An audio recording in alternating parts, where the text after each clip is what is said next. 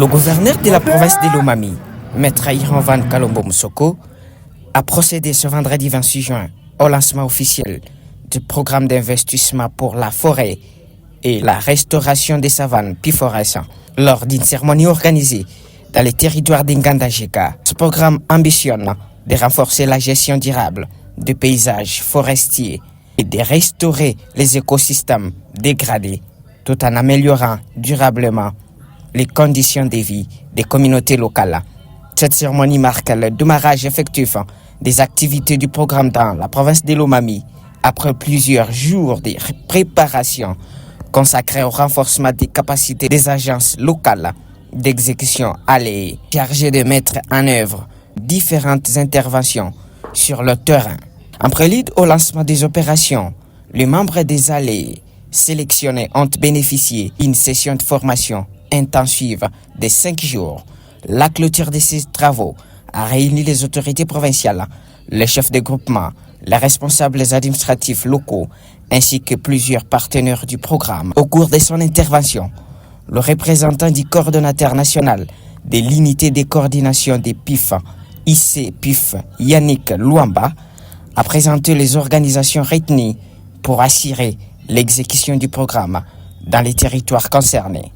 Ainsi, avec l'aboutissement de ce processus qui vient d'être sanctionné par la signature des contrats entre l'unité de coordination du programme d'investissement pour la forêt et les structures retenues comme agence locale d'exécution, avec votre autorisation, Son Excellence, Monsieur le Gouverneur, nous allons procéder à la présentation des 10 structures retenues pour la province de Lomami. Il s'agit du Caritas Développement Diocèse de Cabinda pour le territoire de Cabinda, la Fondation Jean-Claude Moussas, FOMUS en sigle pour le territoire de Kamiji, le Centre technique de construction CTC pour le territoire de Luputa et l'ONG ADETRAP pour le territoire de Ngandajika. Certes, la question nous sera posée de savoir pourquoi pas le territoire de Lubao.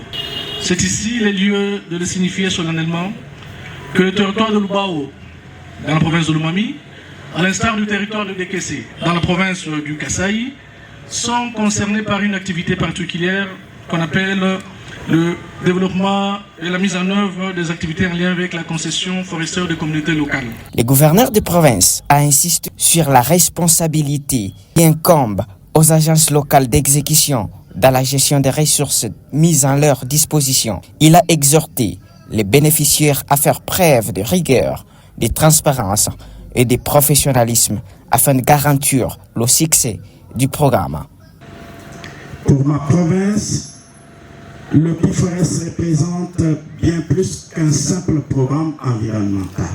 La remise des équipements qui intervient dans quelques instants traduit la volonté du gouvernement de la République et de ses partenaires de mettre à leur disposition les moyens nécessaires pour accomplir efficacement leur mission. J'invite à cet effet les bénéficiaires à en faire un usage responsable et rationnel afin qu'ils servent durablement les intérêts de nos communautés. Je réaffirme l'engagement de mon gouvernement de soutenir pleinement cette initiative et d'accompagner toutes les actions susceptibles de contribuer au développement durable de notre province. Je lance les activités du programme d'investissement pour la forêt et la restauration des savanes puis forêts sensibles dans la province de Lomami. Pour accompagner le démarrage des activités, le gouverneur a procédé à la remise symbolique d'un important lot d'équipements destinés aux structures d'exécution. Chaque territoire bénéficie donc d'un véhicule de service et d'un véhicule tout-terrain de type Land Cruiser, en plus de 10 motos et de 3 tricycles destinés à faciliter le déplacement des équipes sur le terrain. Le programme prévoit également la mise en disposition de plusieurs tracteurs. Les autorités provinciales et le partenaire du programme espèrent que cette initiative produira des résultats durables, tant sur le plan environnemental, socio-économique, au profit des communautés locales de Lomami.